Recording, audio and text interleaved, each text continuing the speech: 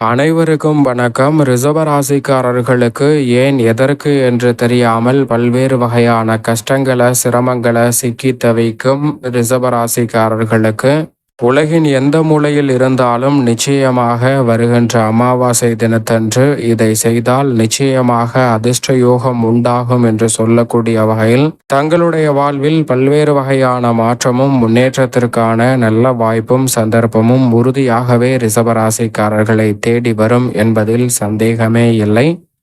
பொதுவாகவே அமாவாசை தினம் என்பது முன்னோர் வழிபாட்டிற்கு உகந்த நாளாக பார்க்கப்படுகிறது. அன்றைய தினத்தில் முன்னோர் வழிபாட்டை மேற்கொள்வதால் பல்வேறு வகையான சங்கடங்கள் உறுதியாகவே தங்களுடைய வாழ்வில் இருந்து விலகும். சங்கடங்கள் விலகுவதோடு மட்டுமல்லாது மகிழ்ச்சியும் முன்னேற்றத்திற்கும் பொருளாதார ரீதியான உயர்வையும் சந்திக்கக்கூடிய வகையில் நல்ல பல வாய்ப்புகளும் சந்தர்ப்பங்களும் உறுதியாகவே உங்களை தேடி வருவதற்கான யோகமும் நிச்சயமாக கிடைக்கும். எனவேதான் இந்த வேளையில் நிச்சயமாக ரிஷபராசிக்காரர்கள் வருகின்ற 26ஆம் தேதி அமாவாசை தினத்தன்று முன்னோர் வழிபாட்டை தவறாமல் மேற்கொள்ளுங்கள். நிச்சயமாக உங்களுடைய வாழ்வில் ஏன் எதற்கு என்று பல காரணம் தெரியாத சிரமங்களுக்கும் சிக்கல்களுக்கும் நல்ல மாறுதல் கிடைக்கும். இதுவரை முயற்சி செய்தும் வீடு வாங்க முடியவில்லை, இதுவரை முயற்சி செய்தும் நல்ல வேலை கிடைக்கவில்லை, உறவுகளுக்கிடையே மனஸ்தாபம், பல்வேறு வகையில தடை தாமதம் சிக்கல் என பல நெருக்கடிகள்,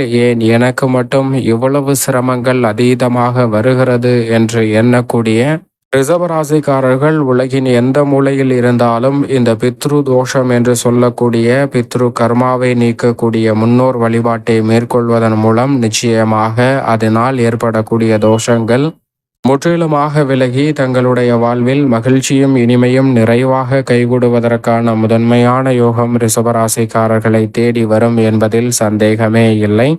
அதிலும் குறிப்பாக ராசியின் உச்ச அதிபதியாக இருக்கக்கூடிய சந்திரன் உச்சம் பெறக்கூடிய வேளையில் இந்த அமாவாசை நிகழ்வானது வருகிறது. ஏனென்றால் சந்திரன் ராசியின் உச்ச அதிபதியாக பார்க்கப்படுகிறார். அவர் ஜென்மத்தில் உச்சம் பெறக்கூடிய இந்த வேளையில் பிதுர்காரகன் என்று சொல்லக்கூடிய சூரியனும் ஜென்மத்தில் இணைந்து வலம் வருகிறாருங்க. சூரியன் சந்திரன் இணையக்கூடிய நிகழ்வை அமாவாசை தினமாக பார்க்கப்படுகிறது. இதற்கு பிறகு அடுத்த 14 நாட்கள் வளர்வரை சந்திரனாக அபரிவிதமான நன்மையை ஏற்படுத்தி கொடுக்கக்கூடிய அமைப்பில் வலம் வர போகிறாருங்க ராசியின் ராஜ யோகாதிபதியாக இருக்கக்கூடிய சந்திரன். எனவே இந்த தருணத்தில் இருந்து பல நல்ல மாறுதல்களை சந்திப்பதற்கான சூழல் கிடைக்கிறது. பிதுர்காரகன் என்று சொல்லக்கூடிய சூரியனும் ஆதுர்காரகன் என்று சொல்லக்கூடிய ராசியின் உச்ச அதிபதியான சந்திரனும் இணைந்து ஜென்ம ராசியை வலுப்படுத்தக்கூடிய இந்த அமாவாசை என்பது சற்று ரிஷபராசிக்காரர்களுக்கு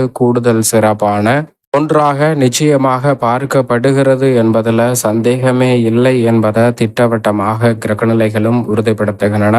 இந்த வேளையில் மற்ற கிரகநிலைகளின் அமைப்பும் ரிஷபராசிக்காரர்களுக்கு எப்படி உள்ளது என்று பார்க்கும்போது அதீத நன்மையை அள்ளி கொடுக்கக்கூடிய அமைப்பில்தான் மற்ற கிரகநிலைகளின் அமைப்பும் உள்ளது. வித்யா கரகரான புதன் சூரியன் மற்றும் சந்திரனுடன் இணைந்து ஜென்ம ராசியில் வலம் வருகிறார். ராசியின் அதிபதியான சுக்கிரனுக்கு நட்பு கிரகமாக இருப்பதால் நல்ல மாற்றத்தை நிறைவாக சந்திப்பதற்கான வாய்ப்பு நிச்சயமாக ரிஷபராசிக்காரர்களுக்கு உண்டு.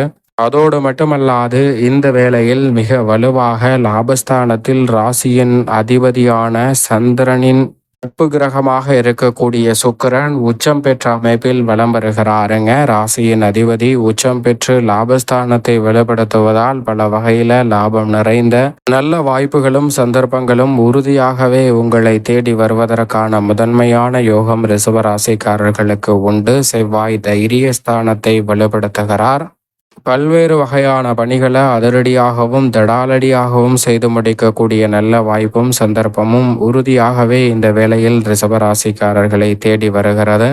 அது மட்டுமல்லாது முழு சுபகிரகம் என்று அழைக்கக்கூடிய குரு பகவான் தனஸ்தானம் குடும்பஸ்தானம் என்று சொல்லக்கூடிய 2இல் வலம் வருகிறார். குரு 2இல் இருப்பது அமோகமான நன்மையை கொடுக்கக்கூடிய ஒரு அமைப்பாக உறுதியாகவே பார்க்கப்படுகிறது. அதோடு மட்டுமல்லாது மிக வலுவாக கர்மஸ்தானத்தில் ஆட்சி பலம் பெற்றும் திருக்கணிதத்தின்படி லாபஸ்தானத்திலும் பலம் பெறுகிறாருங்க சனி. அவருடன் இணைந்து வாக்கியத்தின்படியும் திருக்கணிதத்தின்படியும் தொழில் ஸ்தானத்தில் மிக வலுவாக ராகு வலு சேர்க்கிறார். இந்த வேளையில் சுகஸ்தானமாகிய 4ல் மோட்சக்காரகரான கேது வலம் வருகிறாருங்க.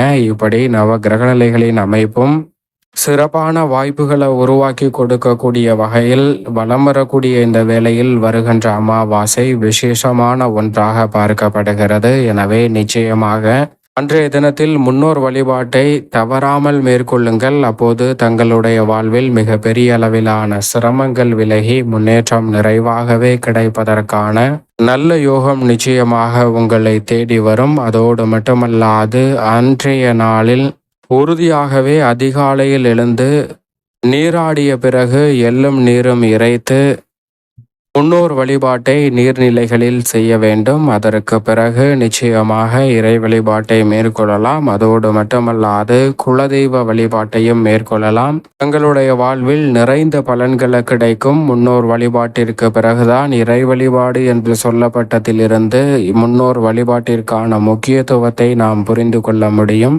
அதோடு மட்டுமல்லாது ஏன் எதற்கு என்று தெரியாமல் பல்வேறு வகையில கஷ்டத்தையும் சிரமத்தையும் அதிகமாக சந்திக்கக்கூடிய உங்களுக்கு அவை அனைத்தும் தவிடுபடியாகி முன்னேற்றம் நிறைந்தவையாக மாறுவதற்கான நல்ல வாய்ப்பும் சந்தர்ப்பமும் உறுதியாகவே உங்களை தேடி வரும். அன்றைய தினத்தில் நிச்சயமாக மதியம் தலைவாழையிட்டு உணவுகளை படைத்து நாம் முன்னோர்களை வழிபடுவதன் மூலம் பித்ரு தோஷம் முற்றிலுமாக நீங்கும் என்பதில் சந்தேகமே இல்லை. அப்படி செய்வதன் மூலமாக குடும்பத்தில் சுப நிகழ்வுகளில் ஏற்பட்ட தடைகள் முற்றிலுமாக விலகுங்க.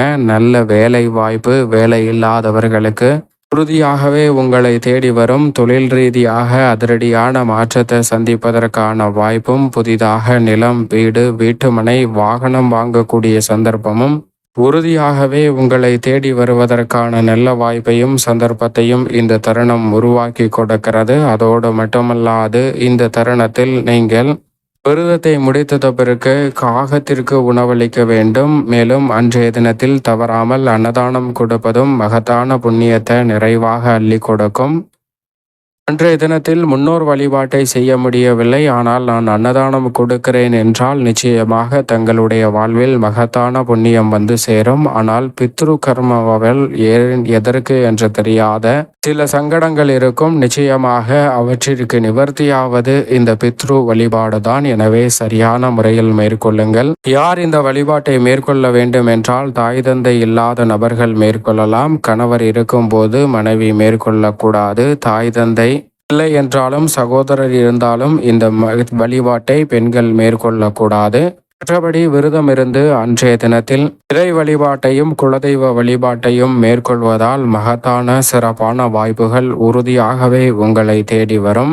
ஏன் எதற்கு என்று தெரியாத பல கஷ்டங்களும் சிரமங்களும் விலகி மகிழ்ச்சி நிச்சயம் நிறைவாக ரிஷபராசிக்காரர்களுக்கு கிடைக்கும்.